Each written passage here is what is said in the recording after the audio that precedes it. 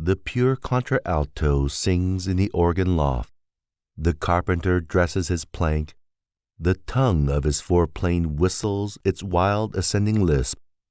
The married and unmarried children ride home to their Thanksgiving dinner. The pilot seizes the kingpin. He heaves down with a strong arm. The mate stands braced in the whaleboat. Lance and harpoons are ready. The duck-shitter walks by silent and cautious stretches. The deacons are ordained with crossed hands at the altar. The spinning girl retreats and advances to the hum of the big wheel. The farmer stops by the bars as he walks on a first-day loaf and looks at the oats and rye. The lunatic is carried at last to the asylum a confirmed case. He will never sleep any more as he did in the cot in his mother's bedroom. The jour printer with gray head and gaunt jaws works at his case. He turns his quid of tobacco while his eyes blur with the manuscript. The malformed limbs are tied to the surgeon's table.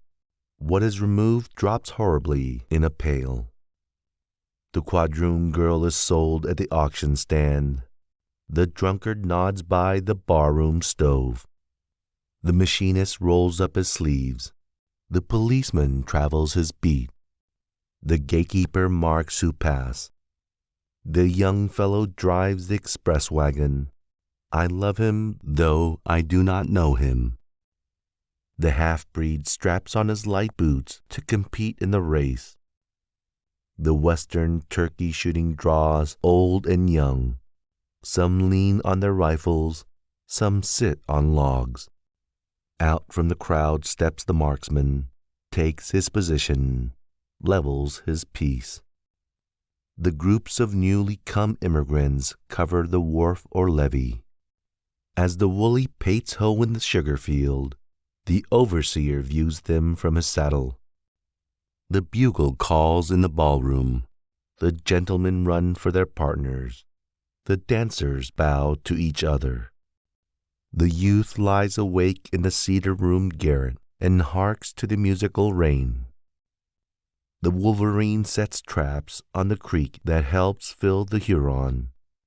The squaw, wrapped in her yellow hemcloth, is offering moccasins and bead bags for sale.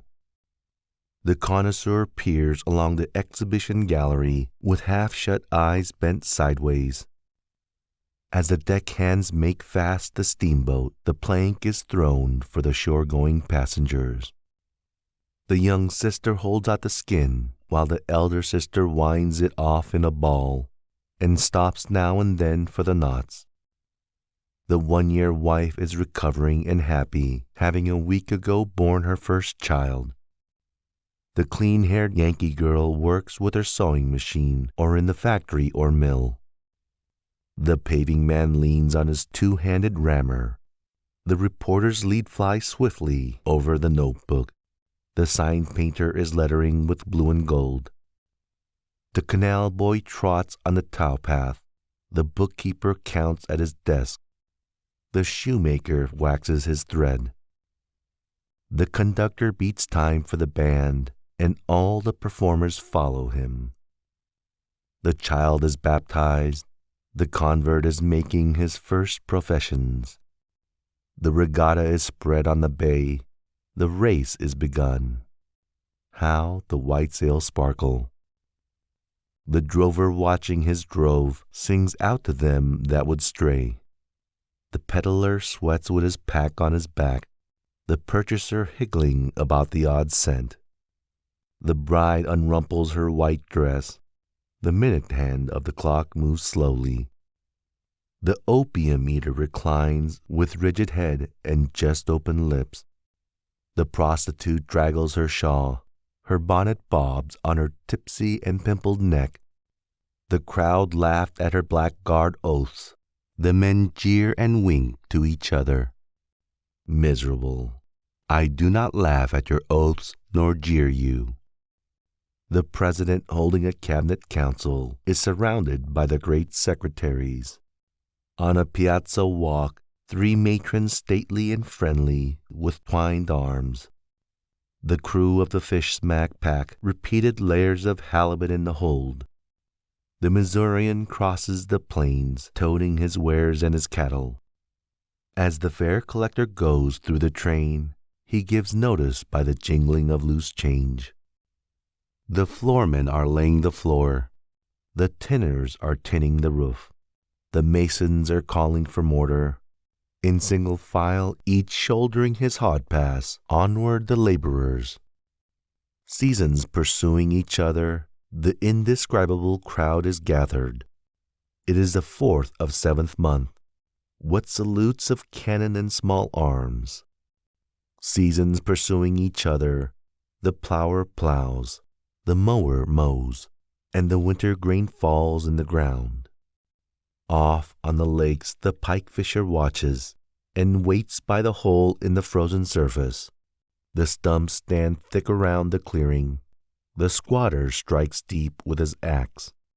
Flatboatmen make fast towards dusk near the cottonwood or pecan trees. Coon seekers go through the regions of the Red River or through those drained by the Tennessee, or through those of Arkansas. Torches shine in the dark that hang on the Chattahoochee or Altamaha. Patriarchs sit at supper with sons and grandsons and great-grandsons around them. In walls of adobe, in canvas tents, rest hunters and trappers after their day's sport. The city sleeps and the country sleeps. The living sleep for their time. The dead sleep for their time. The old husband sleeps by his wife, and the young husband sleeps by his wife. And these tend inward to me, and I tend outward to them. And such as it is to be of these more or less I am, and of these one and all I weave the song of myself.